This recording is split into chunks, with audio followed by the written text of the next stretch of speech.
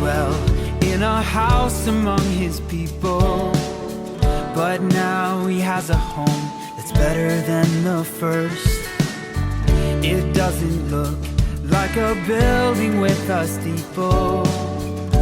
Now he's living in the people of the church. Brick after brick, God is building his temple. Brick after brick, he's making it strong.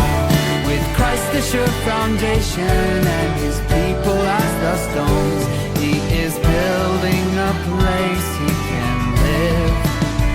Brick after brick. Well, good morning, church. Giving honor to God, to all of the people of God. We do rejoice for the opportunity to be in the house of prayer once again. We want to share a thought with you this morning. We're going to turn to the book of Joshua in the 3rd chapter, and I'm reading from the New International Version. And there you find these words recorded. Early in the morning, Joshua and all the Israelites set out from Shittim and went to the Jordan, where they camped before crossing over. After 3 days, the officers went throughout the camp, giving orders to the people. When you see the ark of the covenant of the Lord your God and the Levitical priests carrying it, you are to move out from your positions and follow it. Then you will know which way to go, since you have never been this way before. But keep a distance of about 2,000 cubits between you and the ark. Do not go near it. Then you will know which way to go, since you have never been this way before. Guided through the path of the unknown. Guided through the path of the unknown. The story here takes place at the banks of the Jordan River. It is at the end of a 40-year wilderness journey. It was an uncomfortable journey. It was a very trying time for Israel. And now, a generation later, 40 long years, they are ready to enter into the land that the Lord promised them. So they're at the Jordan. God provides a miracle, opening up the Jordan River and allowing them to pass on dry ground. They were given instructions. Keep an eye on the Ark of the Covenant and the priests. Now, they were warned not to hover over it so that everybody could see it. So don't crowd it, but keep at a good distance and see the Ark of the Covenant. Now, the Ark of the Covenant, under the direction of Moses, it was covered with gold. It housed the tablets, Aaron's rod, the manna that they were provided, but it was not their God. It was not an idol. The Ark of the Covenant represented the presence of God. And so, as they were to go into this land, they would focus on God's presence. And why was that so necessary? Because they're getting ready to go to a place they have never been before. There was an element of uncertainty. And all that uncertainty brings. But instructed, stay focused, on God's presence and follow that into this place you've never been before. The year 2020, without a doubt, is going to be a year that many of us are never going to forget. It is and has been a difficult year, obviously dominated by the coronavirus. And regardless of what your understanding of that is, regardless of your position on the crisis, how valid or invalid you judge it to be, it really doesn't matter. The fact is that it has caused extreme disruption to the world that we've known. It has been understated inconvenience for so many. It has been catastrophic. Companies and businesses closed. Some won't be opened again. We experienced a new way of learning that also was very challenging and, from all reports, not very pleasant. It even affected our worship as churches, including this one, was closed down for several months, and we were having service in our living rooms and over the internet. And it has been catastrophic for many people. Food banks at record activities. Families that have never had to stand in a food bank line before now find themselves needing help to feed their families. People have lost their jobs that may not ever come back, with benefits running out.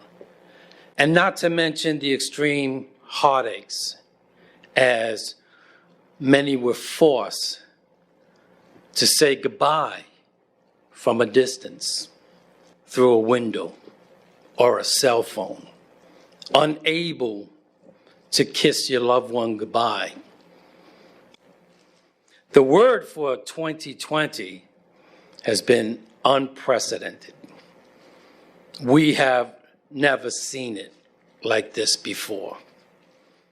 And that's not even talking about the riots in the streets that we've seen, the senseless, inexcusable violence that we've seen in the streets. And that's not even talking about the catastrophic fires out west, which would have been the main story of the year if it were not for these other things.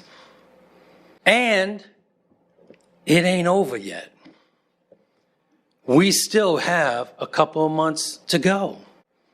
And what is that going to look like? How is that going to play out? Will that launch a whole new wave of protests, maybe rioting? Will that launch court battles, Supreme Court fights? Will it drag on for months, even into the next year? Unprecedented times. We have never been this way before. We've had hard times in the past, but many would share the consensus. It has never been like what we are living through now. We've all grown up with the show Star Trek, which still runs today. Endless series of movies and what have you. But the original Star Trek had the tagline, "To boldly go where no man has gone before." The operative word there, to boldly go, because it's not in our nature to boldly go into places we haven't been before. We may end up in places we had no intentions of being in. And I'm not talking about buying a new house or starting a new job. I'm talking about being thrust into situations that you didn't plan on, that you didn't expect. Few people are willing to jump into things that they don't know about. I've known women that have chosen to stay in abusive relationships simply because they're too scared to know what's on the other side, worried about the unknown. If I leave, what will that look like? How will I make it then? And so they stay and struggle in unpleasant circumstances in order to avoid a place they've never been before. I've known people to stay in churches where they didn't get anything out of anything. They didn't get anything out of messages, didn't enjoy the fellowship, didn't like the church, and had all kinds of problems with the church, yet they stayed anyway. I'm not talking about us, by the way. They stayed anyway because of the fear. Where would I go? What would replace it? What would the other side look like? And so we tend to avoid unknown places, unknown circumstances. We resist being thrust into unknown situations. When we find ourselves in places like this year, it brings about confusion. It brings apprehension, brings anxiety. It brings fear, and it brings doubt. And those emotions end up giving way to disagreements, anger, blame, resentment, contention, and divisions. These are the byproducts of emotions that are thrust on us when we find ourselves in unprecedented times. Jesus spoke of the end times in Matthew 24 about what's going to happen. Then Jesus went out and departed from the temple, and his disciples came up to show him the buildings of the temple. Jesus said to them, "Do you not see all these things? Assuredly, I say to you, not one stone will be left here upon another that shall not be thrown down." Now, as he sat on the Mount of Olives, the disciples came to him privately, saying, "Tell us when these things will be, and what will be the sign of your coming and of the end of the age." The first question that they had is, tell us when. Clue us in. Don't let us be taken off guard. Prepare us. We want to know. Let us be informed so that we won't be overtaken. Tell us when these things are going to happen. On the other occasion, when Jesus, in his post-resurrection, before he ascended, before the founding of the church, therefore, when they had come together, they asked him, saying, "Lord, will you at this time restore the kingdom of Israel?" Again, the question, what's coming next? What are you going to do now? And he said to them, "It is not for you to know times or seasons which the Father has put in his own authority." God is okay with us not knowing what tomorrow is going to be. It seems like God is satisfied and content with us not knowing what comes next. Many are the plans in a person's heart, but it is the Lord's purpose that prevails.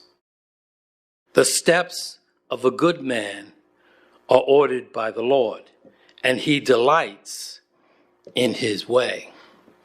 So God does not have the apprehension that we have about what's around the corner. And why would he do that? Why wouldn't he want to make it easier for us, his people? Part of the reason why he does that is to keep us dependent on him. The safest place to be is in the dependency of God. As long as we are relying on God, that is where our strength comes from. That's where our security comes from. It's not in our nature. We resist this. That's why we do all kinds of crazy things to try to get an edge on what's coming next. Go to a palm reader. Tell me something to equip me for tomorrow. What's coming my way? That's why we turn to horoscopes. Let me get the edge. Give me something to go on that might clue me in on some possibilities. And that's why many find themselves in cults, particularly young people. You see, a cult will address a lot of those apprehensions. A cult will say, you don't have to worry about it. I will tell you exactly what's going on, why it's happening, what you need to do about it.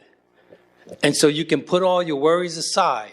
Just listen to me, and I'll give you all the answers you want. That's what attracts people to cults.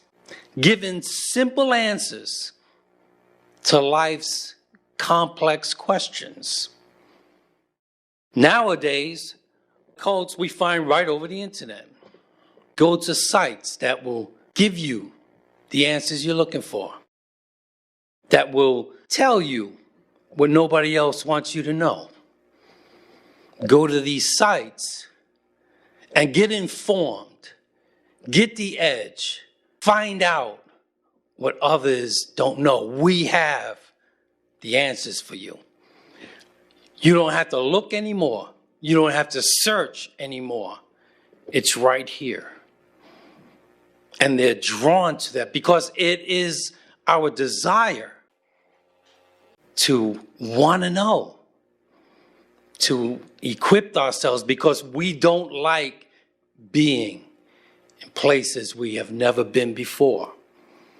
And yet, Paul tells us that now all we can see of God is like a cloudy picture in a mirror. Later, we will see him face to face. We don't know everything, but then we will, just as God completely understands us. Paul says, understand this. You're not going to know everything. You're not going to be able to pull out all the answers at your whim. You're going to find yourself in circumstances that you have no clue about. That's what life has for us. But there is an answer. There is something to sustain us through uncertain times. We're all familiar with Hebrews, the 11th chapter. That's the faith chapter. That's where the writer lists a number of faith heroes, people of God who have found success and victories as a result of their faith. He starts off with 4 well-known characters: Abel, then he moves to Enoch, he talks of Noah, and then he talks of Abraham, and then he goes into others. I believe that these 4 set the agenda for this faith chapter. Abel tells us that faith is from the beginning, right out the gate, not generations from Adam, but right after Adam sinned. We find Abel giving us the message that the way back to God is through faith. That is the starting point. Faith was from the beginning. Enoch would tell us that faith is for the individual. Everybody needs faith to obtain and maintain a relationship with God.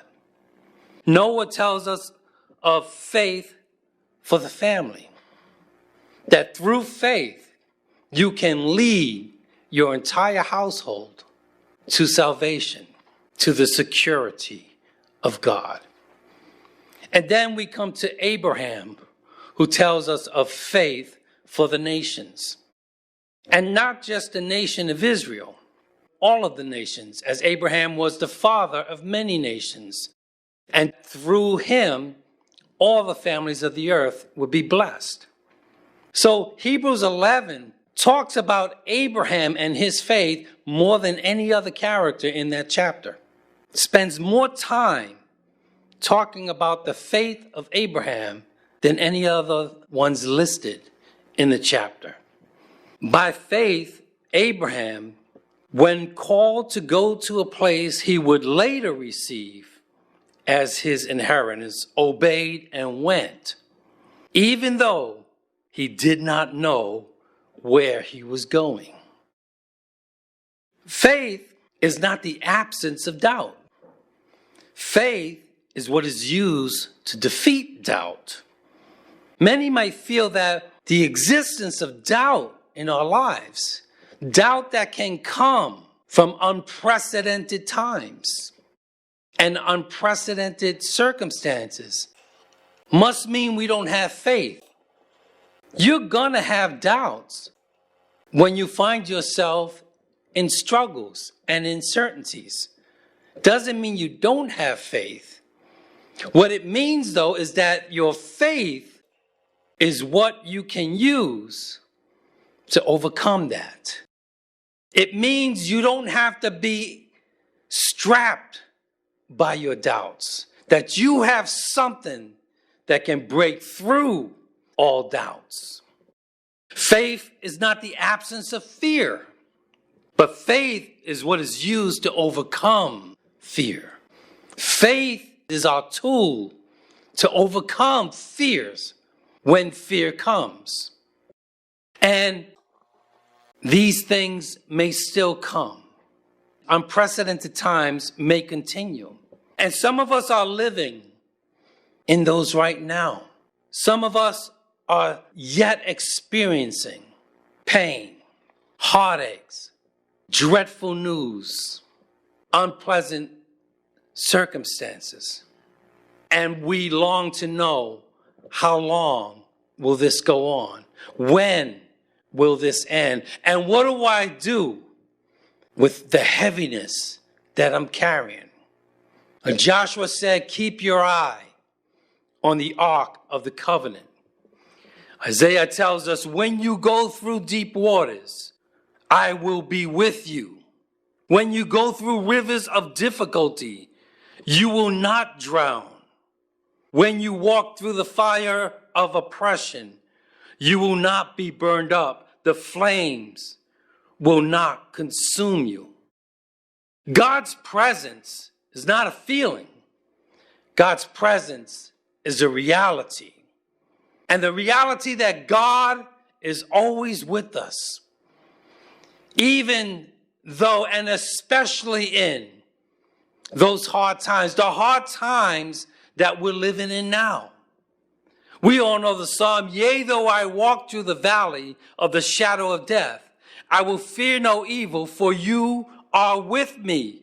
Your rod and your staff, they comfort me. David says, I'm in the valley, but I'm just passing through. This is not my home. This is not where I'm going to stay. I'm passing through the valley. And as long as I have God with me in the valley, then victory has got to be mine. Oh, hallelujah. When Lazarus died, Martha runs to him. Now, Martha said to Jesus, Lord, if you had been here, my brother would not have died. Martha lost sight for a moment in thinking that because of this heartache, because of this crisis, because of this catastrophe, that somehow God missed out. Somehow Jesus dropped the ball. But here in this story, we find out that Jesus can be 4 days late and still on time. He may not come when you want him to, but he's always on time. I can't tell you that we're not going to go through hard times. I can't tell you that tomorrow is going to look better and next week is going to look better after that.